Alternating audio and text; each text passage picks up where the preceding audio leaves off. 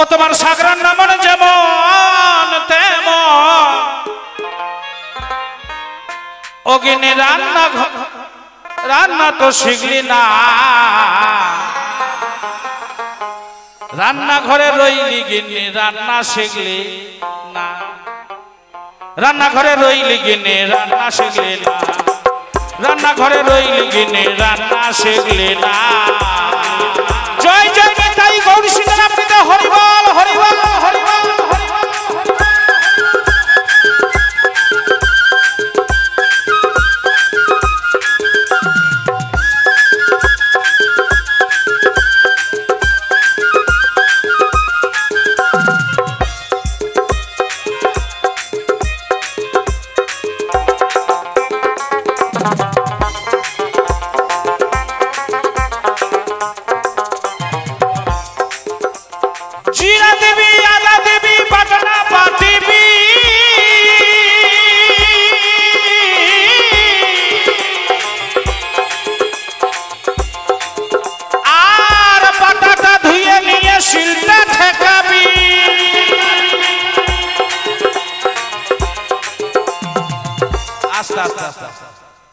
আমি বাবা একটু কথা বেশি বলি গানের সঙ্গে কথা না বললে গানটা ভালো লাগবে না ওমা বাড়িতে সকলেই রান্না বাড়ি করেন তাই না মশলা বাটাবাটি করেন যেটা মশলা বাটাবাটি করেন ওটার নাম কি বলে শিলপাটা কোনটা শিল কোনটা পাটা বলেন দেখি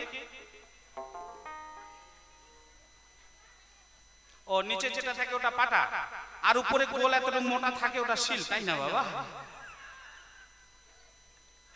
সারাদিন খোলামেলা রান্নাঘরে বারান্দার মধ্যে থাকে কত ধুলাবালি নোংরা পড়ে গোবিন্দ ভজন খুব শুদ্ধ শুদ্ধাচারে এখানে ধুলাবালি নোংরা যেন না পড়ে যদি ধুলাবালি নোংরা পড়ে তাহলে কি হবে ডালটা তরি তরকারি শাকটা টেস্টটা ভালো হবে না তাই না বাবা গোদা বাংলা ভাষায় বলছি সেদিন যদি মিলন ঘরে গিয়ে রান্না ঘরে গিয়ে এই গর্ভে যদি সন্তান হয় বাচ্চা কাচ্চা ভালো হবে না কানা খোড়া লেংড়া হবে সেজন্য রান্না ঘরে যাওয়ার আগে শিলটা পাটাটাকে একটু ভালো করে ধুয়ে নিতে হয় যেহেতু তো গান একটু মিলিয়ে নেবেন ভালো লাগবে তাহলে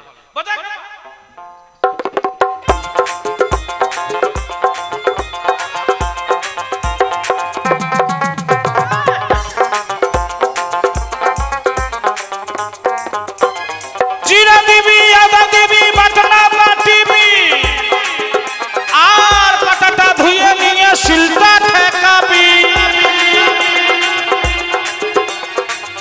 তখন ধীরে ধীরে বাটনা বাটিবি তখন ধীরে ধীরে ধীরে ধীরে ধীরে ধীরে ধীরে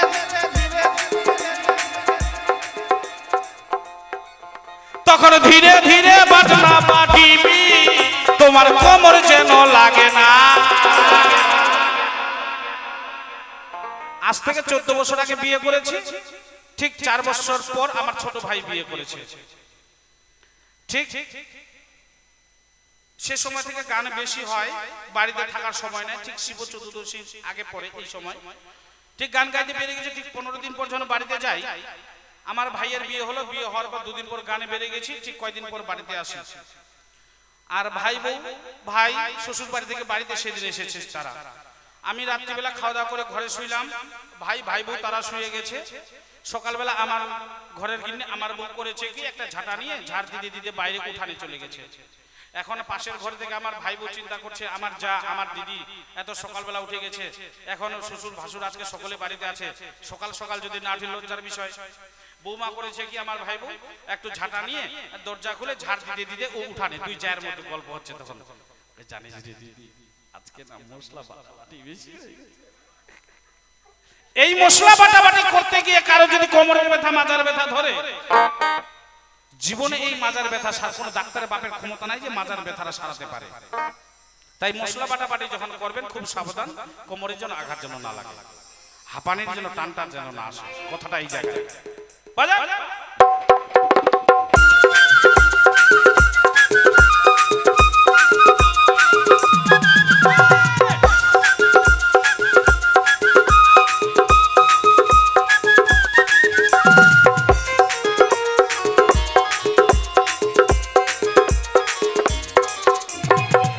তেল দিবি 5 ফোড়ন দিবি তেজপাতা আর গোটা ছয়েক লঙ্কা দিবি, অগ্নি বেশি দিবি না।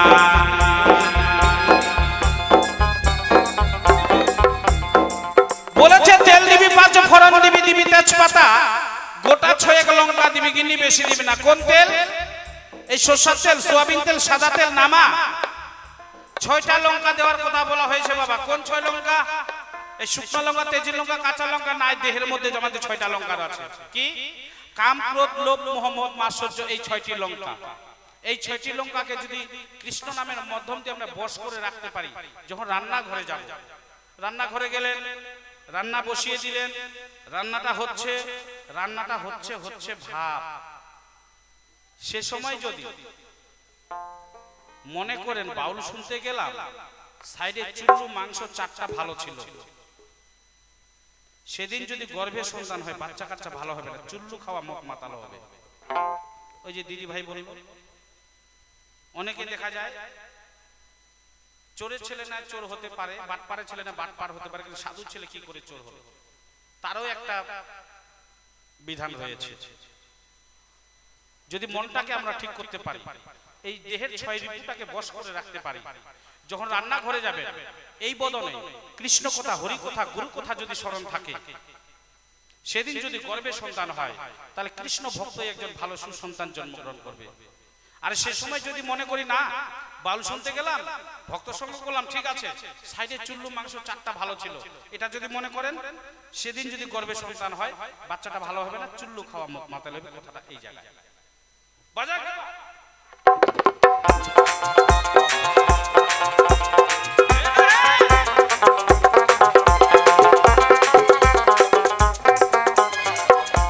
তেল দিবি 5 ফোড়ন দিবি, দিবি তেজপাতা,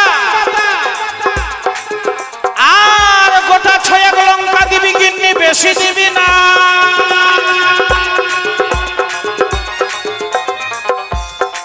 যখন ডাল উঠবে ফুড়ে দেবে ঘটে, যখন ডাল উঠবে ফেপে দিবি ঘটে, সাবধান হাড়ির তোলা ফাটে না। এটা মাটির হাড়ি, ফেটে যেতে পারে, ফুটো হতে পারে। বৈষ্ণব দ্বারে যদি হয় ক্ষুদ্র অপরাধ, মহা মহা ভজনে পড়ে যায় বাপ। ও বাবা, আমরা 2 পেগ মেরে দিয়ে বাড়িতে গিয়ে অসুরত্ব ভাব দেখাই, সে করলে চলবে না। কথাটি এই জায়গায়, যে দ্বার হইতে আমরা এসেছি সে দ্বারে যেন আঘাত যেন না লাগে। ওমা, যখন আপনারা বাড়িতে ডাল রান্না করেন বা কোন হাড়িতে কড়াইতে দুধ জাল দিচ্ছেন, উনুনের জালটা যদি বেশি হয়, তাহলে দুধটা বা ডালটা ফেপে ফেপে ফুলে উঠে না একটু, তখন আপনারা কি করেন, হাতায় একটু ঠান্ডা জল নিয়ে ওখানে ফেলে দেন, এই তো, যেন ডালটা বা দুধটা যেন না পড়ে যায়, তাই না? ও বাবা, তখন কি করবেন? জল দিতে হবে না, তখন উনুন থেকে আস্তে করে একটু জালটা বের করে নেবেন বাবা, তাহলে ডালটা পড়বে না। বুঝা গেল দাদা ভাই, বন্ধুরা? বুঝা যাচ্ছে কথা আমার? আস্তে করে উনুন থেকে তখন জালটা বের করে নিতে হবে, তাহলে ডালটা পড়বে। কোন ডাল? যে পিতৃসত্তা বস্তু দিয়ে আপনি আমি আমরা এই ধরাধামে আমরা এসেছি, সেই পিতৃসত্তা বস্তুকে, সেই ডালটাকে রক্ষা করতে বলেছে। কিন্তু আমাদের এই ডালটা পড়বেই, আমরা গুরু ধরিনি, সেই সন্ধানটা আমরা জানি না। এই পিতৃসত্তা বস্তুকে, এই ডালটাকে রক্ষা করতে হলে আমাদের একজন শ্রী গুরু আগে ধরতে হবে। ও বাবা, মনে করেন আপনারা গুরু ধরেছেন, আপনার দীক্ষা গোসাই, শিক্ষা গুরু, সবকিছু গুরু আছে। আপনার গুরুদেব যখন মারা যায়, আপনি বলেন যে আমার গুরুদেব মারা গেছে? বলেন কি বলেন? আমার গুরুদেব দেহ রেখেছে, বলি না? গুরুদেব যখন মারা যায় আমরা বলি না যে গুরুদেব মারা গেছে, আমরা কি বলি? আমার গুরুদেব দেহ রেখেছে, গুরুদেব দেহ রেখেছে। আর গ্রামের মধ্যে কেউ যদি মারা যায় কি বলি আমরা? অমুকের বাবা মারা গেছে। হ্যাঁ বাবা, মরাই মরে, সাধুগুরু বৈষ্ণব মরে না। কেন? তারা পিতৃসত্তা বস্তুকে ধারণ করতে, রক্ষা করতে পেরেছে। আমরা নিত্য মরা, এই নিত্য মরার হাত থেকে যদি আমরা বাঁচতে পারি, তাহলে সাধুগুরু বৈষ্ণবের মতো আমরা এই চেহারাখানাকে ধরে রাখতে পারবো। কথাটা এই জায়গায়। যদি আমরা ধরে রাখতে চাই, তাহলে আমাদের শ্রীগুরু ভালো ভালো ধরতে হবে। আমার যে গুরু আপনাকে এই ডালটাকে রক্ষা করার কথা জানিয়ে দেবে, পিতৃসত্তা বস্তুকে রক্ষা করার কথা জানাবে, সে হচ্ছে আপনার শ্রীগুরু। বাজা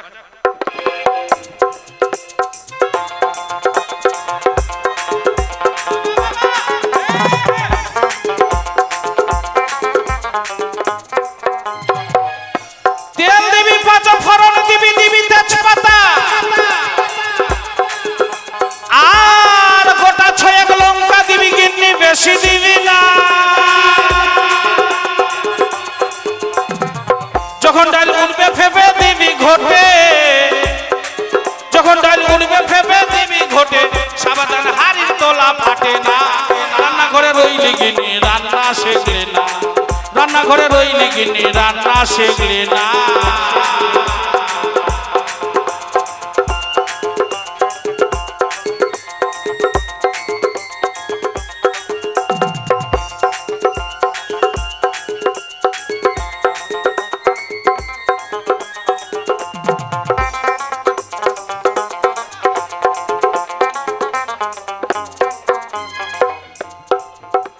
ভালো রাঁধবি ভালো পারবি এই সংসারে থাকবে যশ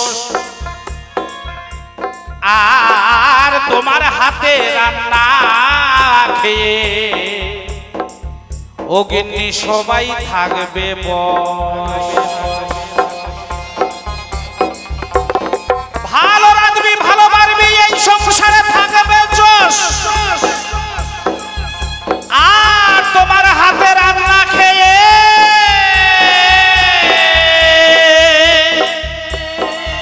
ও গিন্নি সবাই থাকবে